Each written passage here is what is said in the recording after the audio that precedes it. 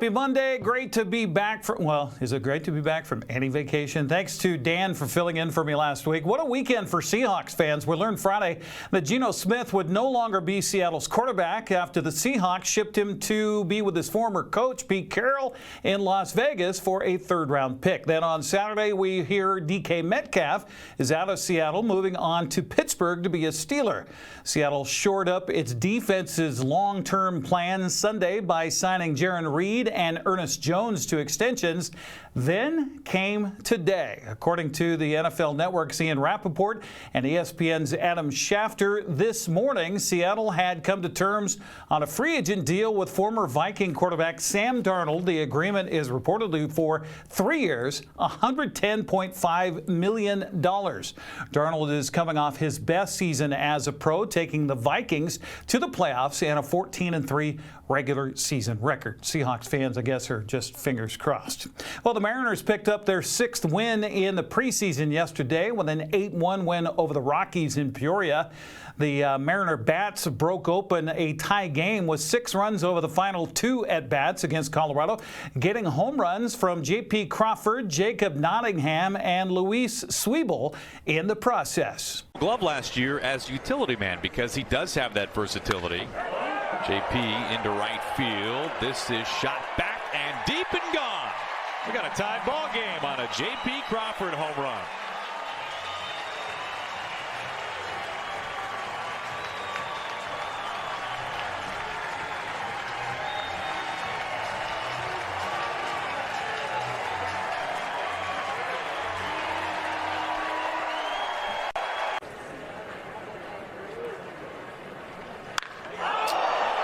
Jacob Nottingham, blast off left field, 1 pitch, and a 3-run home run. Jacob Nottingham opens it up to the 7th.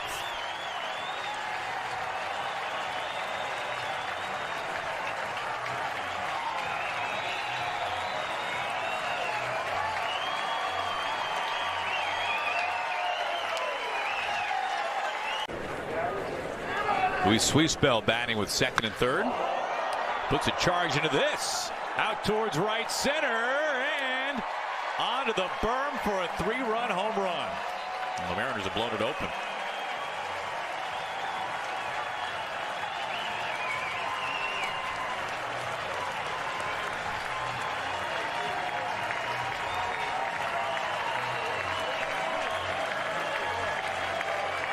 Afterwards, Root Sports Northwest Brad Adam caught up with closer Andres Munoz to talk about his inning of work and his new pitch.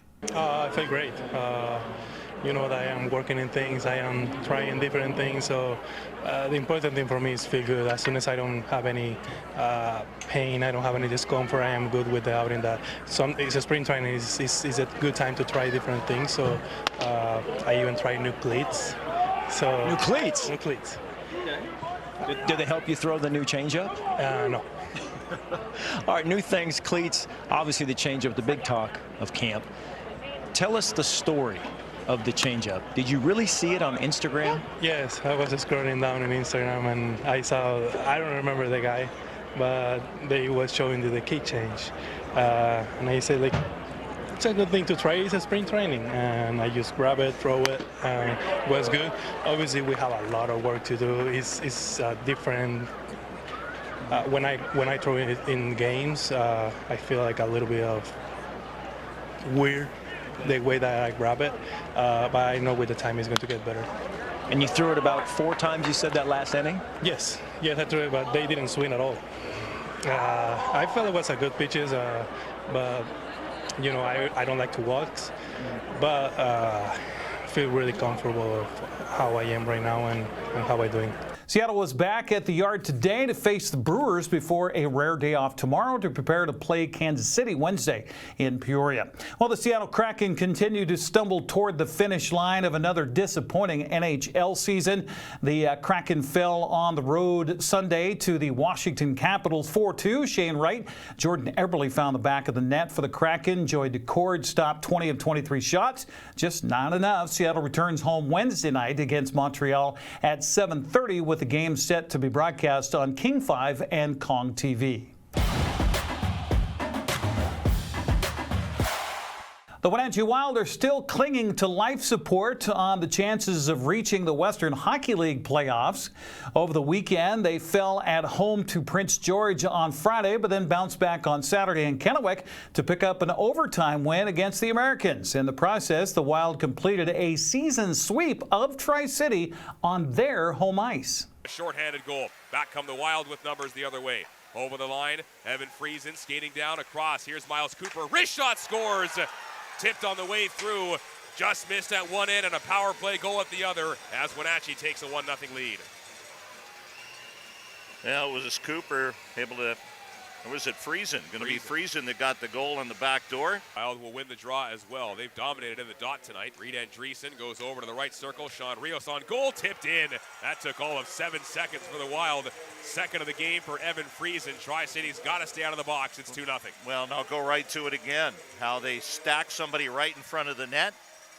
Something the Americans did not do on their power play. And there's Friesen with a tap in. Brendan Jeet backhands it around, ripped up the boards. Wenatchee unable to clear. Here's Cruz Pavel. Centering pass to the slot. Garland scores! Welcome back, Gavin Garland. That's his 21st goal of the season, and the Americans answer back immediately to make it 2-1. Yeah. Time ticking down, 1:20 to go in 4-on-3. Smith through center ice.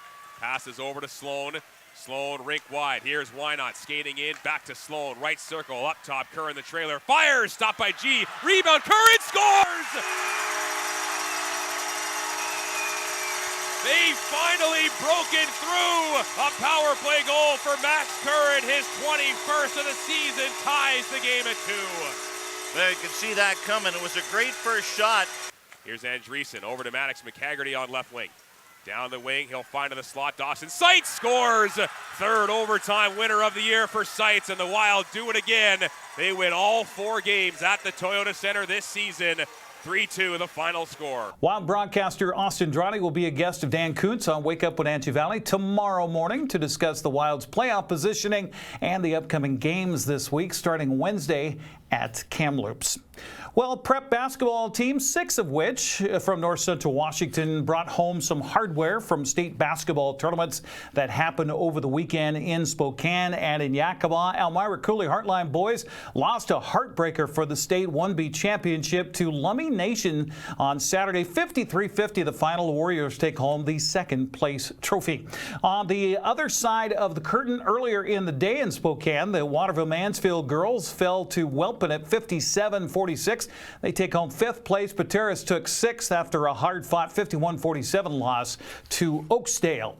In other action, Okanagan boys bring home the 6th place trophy from the state 2B tournament after falling to Northwest Christian Saturday by a final of 67-57. The Brewster girls were also 6th place finishers following a 64-50 loss that was on Saturday to Liberty. Chelan boys, meanwhile, took home 6th place at the state 1A tournament in the Yakima Valley Sundome Saturday. They fell to Meridian in the final game 59-48. Congratulations to all of the teams on a great season. Well, now that the winter season is officially over, NCWLIFE Channel can focus on spring sports starting this Friday. That's right, Eastmont Wildcat boys soccer team will host the Pasco Bulldogs in a non-league match Friday night at Wildcat Stadium. Sebastian Moraga is back for another season, and we'll have our play-by-play with a pregame beginning at about 6:45. Kickoff set for 7 o'clock in the Wildcat Stadium. That's a look at sports news. I'm Eric Granstrom. Have a happy Monday.